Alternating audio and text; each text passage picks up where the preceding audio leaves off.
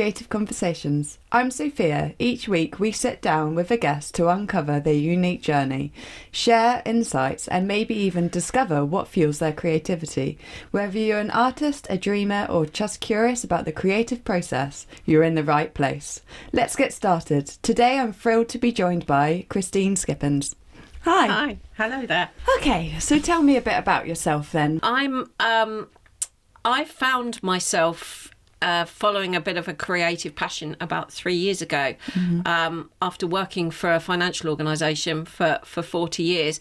I got the opportunity to take redundancy and basically follow a passion for writing. And that passion for writing has then led to a passion for illustrating, and a passion for creating art as well.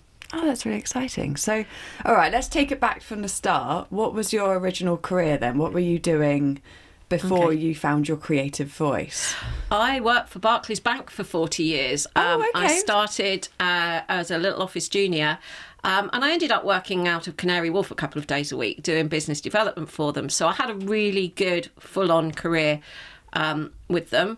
Amazing. And I learned a lot along the way, which I've been able to use in my creative journey and building my own creative business. Okay, and then you said after your time working at the bank, which was positive, but probably did it fulfil that creative part of you? No, it paid the bills. And I'm imagine. quite ambitious and I'm quite resilient. Yeah. So I had a really good career, a career that I'm proud of. Yeah. But I felt as I got sort of slightly older that it was time to do something for me. Yeah. And did that kind of come after the redundancy, or were you feeling that beforehand? I was probably, as we came out of COVID, everything changed and the goals changed, and I was feeling a bit like a fish out of water in the banking world. I was lucky enough to get offered a voluntary redundancy deal, which I took. Perfect situation, really. Yeah, absolutely. And then I decided I didn't really know what I wanted to do, but I knew I wanted to do something. So I started volunteering at Mount Noddy, the local animal rescue centre. Mount Noddy? Yeah, which is based just outside of Chichester. And it was whilst I was there one day that I got the idea for my first book. And it really was as simple as I just watched the centre manager's dog, Woody, sitting in reception, checking everybody in and everybody out, and knowing what was going on. And I just thought, there's a brilliant story here about the animals who run a magical animal centre. And that was my first book. Okay. 6 books later. 6 books later? You've been busy. The Misty Nook series probably has run its course now, but what it has done is I have learnt so much. I've learnt digital skills, about setting up a website. I've learnt about social media. But most importantly of all, I've learnt about my writing. I've learnt how to grow as an author and an illustrator. And that's kind of where I am right now. And my next project is moving on to an adult novel, which it's me growing up as a writer. Wow. I think is probably the best way to put that. So ever since leaving the bank, you've really grown as an artist, a writer, a creative in general. It sounds like it's been a really exciting journey for you so far. It has been. It has been a massive, massive learning curve, but it has been really exciting and really fulfilling. Yeah, as I can imagine. So you wrote your first book, and then did you do illustrations for that one? When did you decide, I'm going to start illustrating them? When did that come into it? I wrote the first book, and then I thought, I need some pictures to go in this. It's a children's book. I knew the characters. I knew what they were like in my head. And and obviously I was working on a bit of a budget as well. And so I thought, let's have a go, see if I can draw what I'm seeing in my head and make it good enough to go in the books. And my early drawings in my first book were all done with pencils and pens and paint. It was very rudimentary, I suppose. Yeah. But it got the characters across, it got their personalities across. And I realised that I could do it. I was good enough to do it. So when the next book came out, I invested in a digital tablet. And back on, originally I drew the picture uploaded it onto the tablet and then fine-tuned it on the tablet. But my process has evolved now, and I basically just pick up the tablet and sketch and draw what's in my mind. And see, that's a skill set in itself, you know, because I studied as an artist and I'm great at drawing and painting, but when it comes to drawing on a tablet, I struggle with that. It's to get the texture right and the dimensions. Respect to you for being able to do that. And actually, you hold the stylus completely differently, because otherwise your hand is blurring on the screen, and it is weird, isn't it? The way you can't have your hand touch well, not the paper, the screen, but amazing. But the skill I learnt was to draw the outline, draw the face, and then you can put all sorts of different expressions on the face, and then you can use those expressions in all sorts of different situations. So it does cut down the time, rather than sitting drawing each individual illustration from scratch. You've always got a base point to start with for each character. But again, as a skill, I didn't have a tablet. I'd never drawn on a tablet. I had to learn how to do that. You're one talented lady. Thank you. So how many children's books did you come out with before you started the journey of writing more adult fiction? We've got the 6 Misty Nook children's books. And then I wrote my mum's story. My mum is 87. She was born in Bermondsey just before the Second World War. She'll kill me for saying the First World War. The Second World War. And she just gave me a pile of notes one day and said, I've just been thinking about my life, and would you be able to just write it down so that we can pass it to the children and the grandchildren, and, you know, I can stay alive in their memory when I'm long gone. And I read the story, or I read what she'd put down, and created a story out of it. And I found out things that I didn't know about her. That must have been such a fascinating time for you, and incredible for her to have a relative that could do that for her.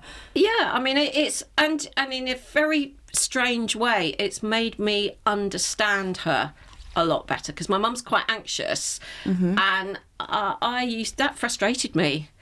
For years, that frustrated me. But actually, when you know what she went through as a young child, and some of the stories and the things that she told me, I thought, well, actually, anyone would be anxious. Yeah. If they so you felt like you got to know years her a bit more. Had been through that, and she was evacuated. So it was a very Could you tell topical us a story. Little bit about the book then? What is the story? What's it inspired by? What did she go through? Well, she was born. She's the second youngest of a large South London family of 12 who lived in a 3-bedroom flat in Bermondsey. Wow. Her earliest recollections are of being dressed up, given a gas mask, and taken down into the air raid shelter every time the alarm went off. That's just crazy, isn't it? And at school, the lessons were interrupted by going to the air raid shelter and what have you. And then when she was 7, she was evacuated. She was lucky that she was evacuated to family who lived in Lancashire rather than going to a stranger. But this was a girl that had never even been on a train before. She'd never seen rolling fields. Wow. She'd never experienced the countryside.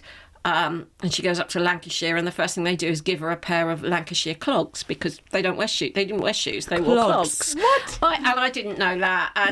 And, and so the story, it's kind of, it was just, it's her story, and it is a true story, but it's the stuff of storytelling as well, if that makes sense. And you know, things like going to church on a Sunday was such a big deal, because that was the only time they all got dressed up, and things like that. And then it's about how she came back to London, and how the resilience in London from the people that lived there just shone through as they rebuilt their lives after the war. Sounds like an incredibly strong woman. And how she had a brother who'd been away fighting, and he wouldn't talk, and he was never the same again, and nobody really understood why he was like he was.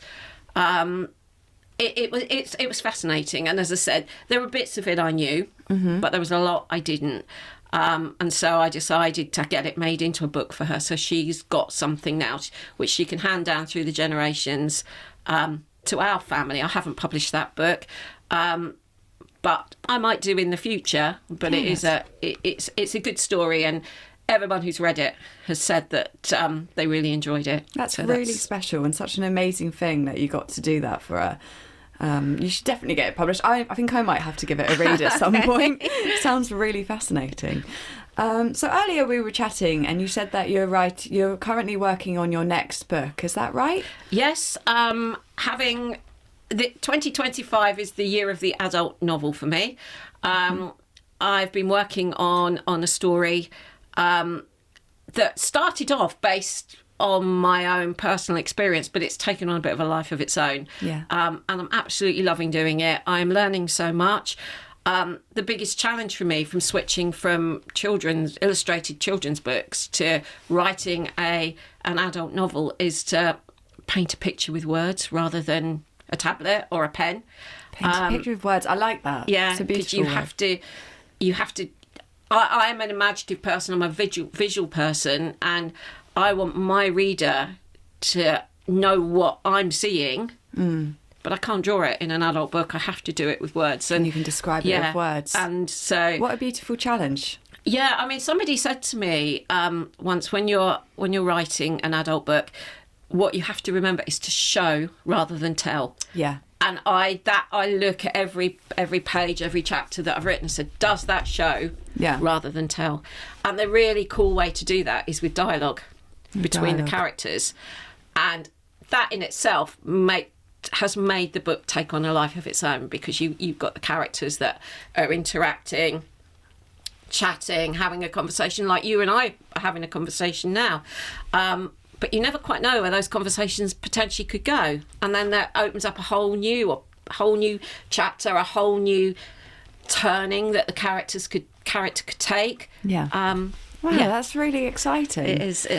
It's a really exciting journey. Yeah. So you want to kind of. So what's the book based on? Where is it? Where is it taking you to that place? Are you visualizing? Okay. Are you becoming that person? Yeah. I mean, as I said, it started off very much based on my own experience. The book's going to be called Love, Lies and Butterflies. Yeah. And it's about a woman who is in her early 50s, been married for 25 years and suddenly is divorced and needs to go and find her identity again. Yeah. And the story then takes on a life of its own with all the options that she's got, all the turn. She takes some wrong turns, she takes some right turns, but it's her journey. It's her journey to actually finding out who she really is. You know, for 25 years she's been wife, she's been mum, she's been grandmother, and she's still mum and she's still grandmother. Yeah. But she's a woman. Yeah. She's a woman who's got dreams. She's a woman who wants to find her place in the world maybe with her partner, maybe not, but she just the character that I've written, as I said, with the dialogue and with everything that's going on within the book, has taken on a life of its own. And actually, where she ends up in the book, I realise when I sit down and think about it, if you said to me, what is your dream? Where would you like to be? There's a lot of that in there, but I didn't even really know it was in there.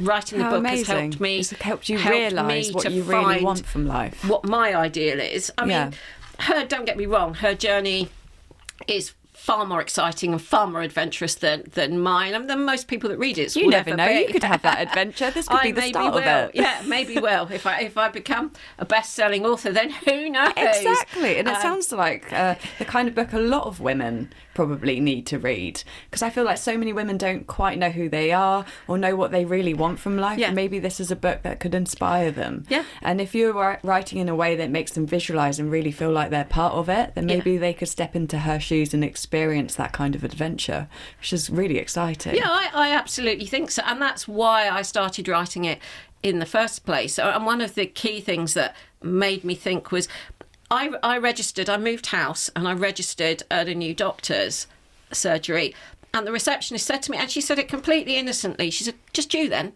And I suddenly thought, you're making me feel that I'm inferior because it is just me. And actually, it is just me, and that's just fine.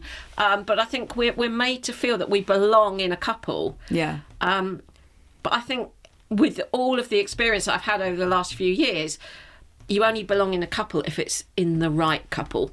Yeah, I completely understand that. So you feel like you found yourself since then? I know who I am. You know who you are. I also know what I want out of life. It sounds like you've really blossomed since, and your creativity has just been growing, and it sounds like you're in this really exciting place in your life. So can I ask you, what is like the most fulfilling thing that's happened to you during your creative life, your journey so far? Getting my first book published was probably up there. I can imagine that was an incredible feeling. Even though I look back at that book now and think, I could have done that so much better. Yeah. It was just such a milestone. And I am so lucky that my friends and my family have been so supportive of me on this journey. Oh, that's what you need as a creative, isn't it? You do need that.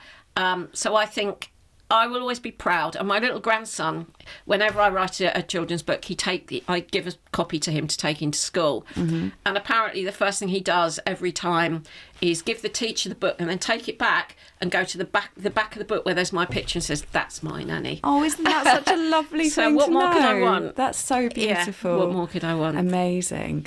Yeah, I can. Yeah, you must be so proud. Wow. Yeah, it was an achievement. Who'd have thought 5 years ago that I'd be doing there? I'd be sitting here doing this. You just never know where life was going to take you. You just don't know where it's going to take you. You just have to embrace your opportunities. And I'm a great one for believing that. Yeah, that's so exciting. Yeah. Oh, amazing.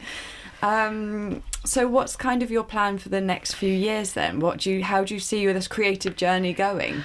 I would like to, obviously my plan for this year is to get the Love, Lies and Butterflies out. I've been really lucky. I've got a mentor at a company called The Book Dragon, who basically they're based in the north of England, and they specialise in helping independent authors. Yeah. And I'm on their mentor scheme where they're basically going to take me through the whole process from writing my manuscript, from getting it copy edited to getting it promoted to doing launch day and all of that. They're guiding me. They're not doing it for me, but they're guiding me. So this year I'm kind of handing over to that because I want to make a big splash with it when it comes out. Yeah.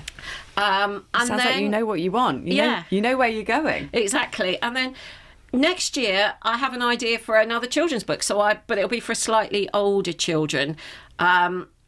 About a collie, it's actually inspired by a friend of mine's border collie called Maddie, who basically lived on a Welsh hillside for the first 9 years of her life and then ended up in border collie rescue.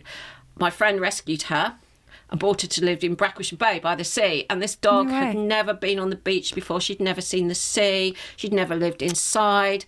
But my friend has noticed if she cooks certain things like bread pudding, the dog is really, really interested. So the dog obviously remembers the smell of bread pudding. Now that's a storybook right there, isn't it? And, there are so many things. Her journey of discovery is pinpointed by memories that take her back to where she was, and obviously potentially the shepherd or whoever she lived with used to take bread pudding out when they went out on the hills. I love that concept. That's a really... I can't wait to read that. So that's going to be lovely. That's a book for slightly older children, but that's probably going to be my project for next year. So can I ask you, what is the difference between self-publishing and more traditional type of publishing, and whether you could give any advice to writers or people that, their dream is to be a writer?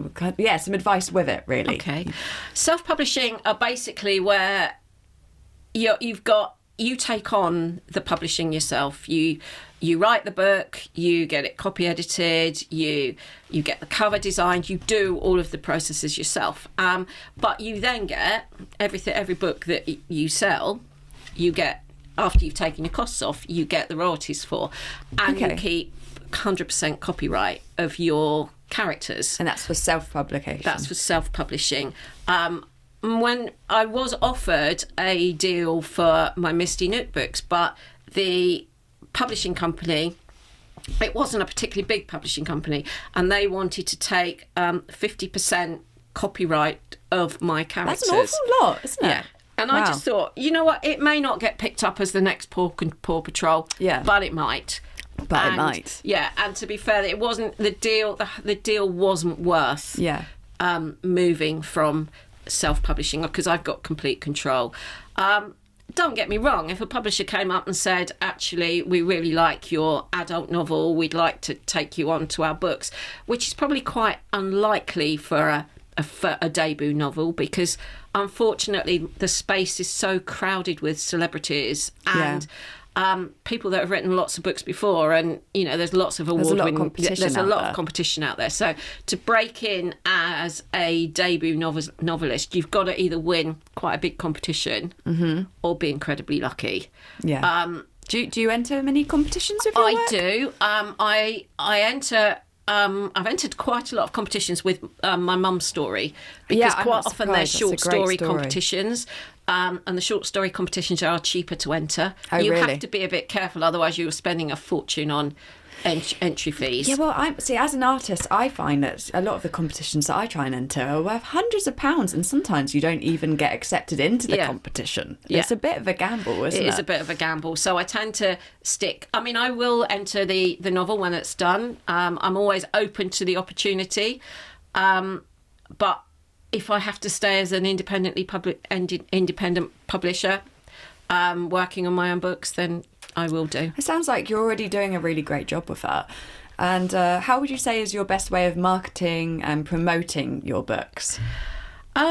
Getting out face to face, especially with the children's books. I like that. I have quite a lot of local events that I go to where I do story time or I do storytelling workshops. They by far will sell storytelling workshops. Most books on Where the day. Do you do these then? I do them at holiday clubs. And I also do them when I go into school. I tend to do more of a storytelling workshop and a meet the author workshop for the older children, and then read the book to the younger children.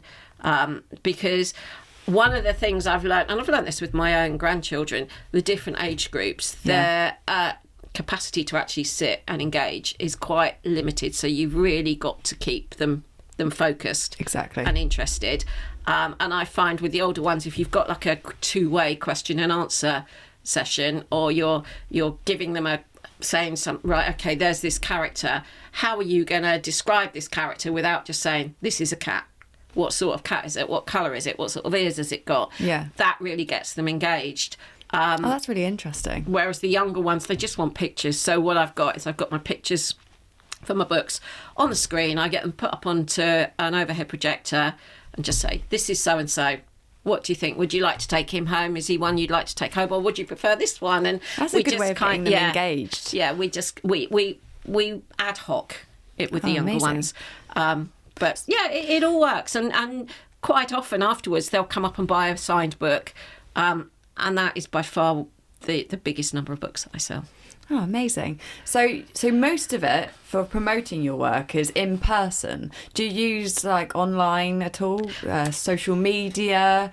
What's your main platform to kind of promote your writing? Okay, yeah, I work with Facebook, Instagram and TikTok. And so on all of it then. Fantastic. And I post 3 times a week. I follow a schedule. So, and I have to say it's been quite a slow burner, but it's like, I feel like it's getting traction now, and I'm starting to get invitations to go to schools and that from people that I don't personally know. I'm not aware that I've ever met.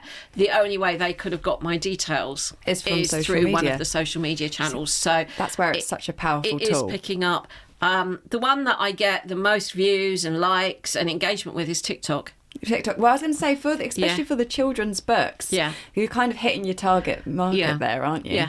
So, changing the subject slightly, but how do you find your illustrations may change the way you write? Like, do you ever do the illustrations first, and maybe that kind of morphs the way you're going to write the story, or do you always illustrate them after you've wrote the book? The first book I did after. All of the other books, I tend to draw. I draw the characters. I then write the story, and then I usually go back and draw the characters again. But so do they evolve then as the book kind of evolves? And with my adult book, even though there's no pictures in there, what I have done is I've sat down and in the main scenes in it, I've drawn it. Because that then helps me.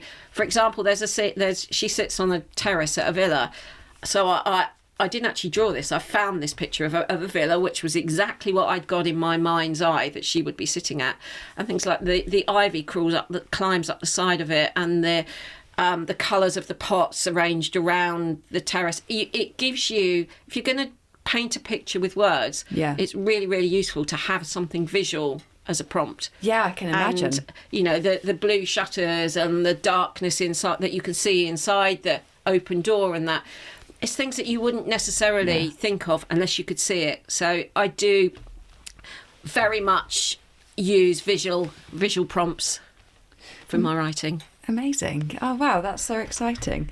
So have you ever thought about using different illustrators, or would you always use your own artworks for these kind of books? I think probably. I mean, I do get the covers designed. The covers are designed by a company called J.R. Kane's Design, but I give them the characters. I know roughly what I want.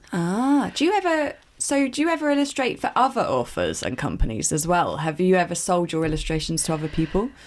Yes, I have done a charity illustration for, or illustrated a charity book for Aldingbourne Country Centre about their animals. Amazing. Aldingbourne have been an amazing support to me with my children's book. They let me go and use the book nook there, usually during the school holidays for one day a week, where I get to read my stories and show my stories to children and do storytelling workshops or whatever.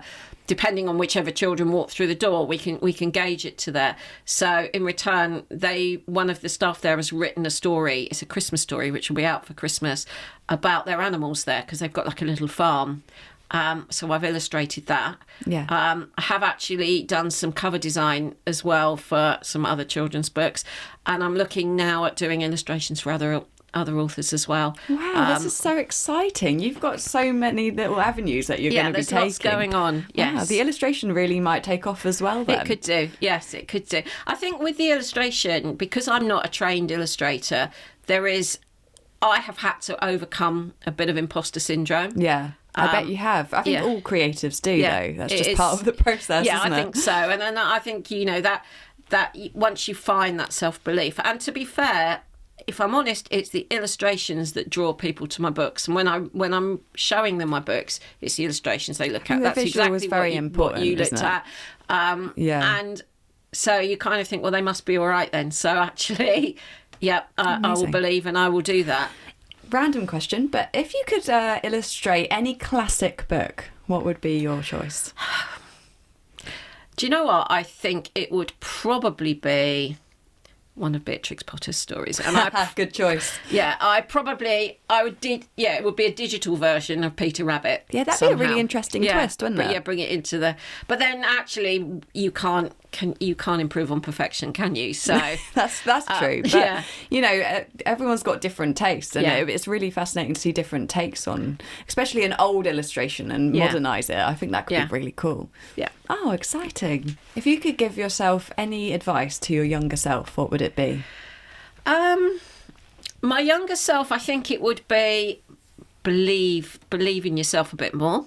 Yeah, I think we all need to stop waiting for people to make things happen for you and make them happen for yourself. My authoring self, I would say, just listen to as many people who've got experience with writing as you possibly can. Take on board everything they say. Don't get bristled about feedback that you feel is not as good as you would like it to be. Yeah. Take it on board, make it a positive. Because my journey has been punctuated by people who've given me advice, given me support, and I wouldn't be where I am now if I hadn't listened to them. That's beautiful. Yeah. What advice would you give young creatives that want to become writers? How would they start their journey? I would say if you've got an idea, if you've got a story in your head, write it down. And you can go back to it. You can go back to it countless times. You can write it down and you can park it and you can go back to it a couple of years later. Just get it all written down and then really think about how you would like to bring that story to life. And if you believe in your story, and if you believe your story is good enough, you can follow your dream. There is a way to get it published and get it out there. But that's actually only the very start of the journey. The promotion and the marketing and everything that goes on behind the scenes to actually make people know about your book, because if you don't tell them about it, they don't know it's there. Yeah. That is where the hard work and the time.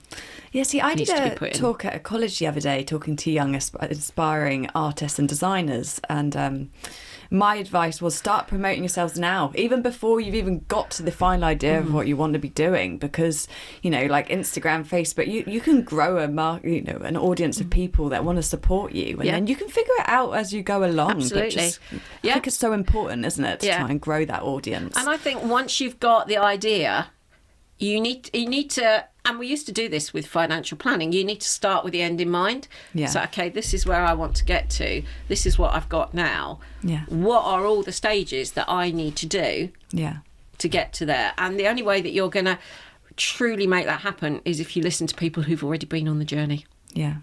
So where can people find out more about you, Christine? Okay. Probably the best place is to go to my website, which is www.christineskippinsauthor.com. And on there, it's got about my journey, and it's got about the books that I write as well. Amazing. And the illustrations that I draw and the artwork that I've got as well. So you can see the whole package on the website. Well, I'm definitely going to be checking it out, and I would really love to read this new book that's coming out, especially. So that's so exciting. Thank you so much. Thank you very much. Creative Conversations was hosted by Sophia Gray. It was recorded at Granary Studios, audio production by Granary Digital, additional production support and editing by James Jones. For more information, visit our website at granary.digital. To contact the show, email podcast@granary.digital. Please leave us a review wherever you get your podcasts and follow us on social media.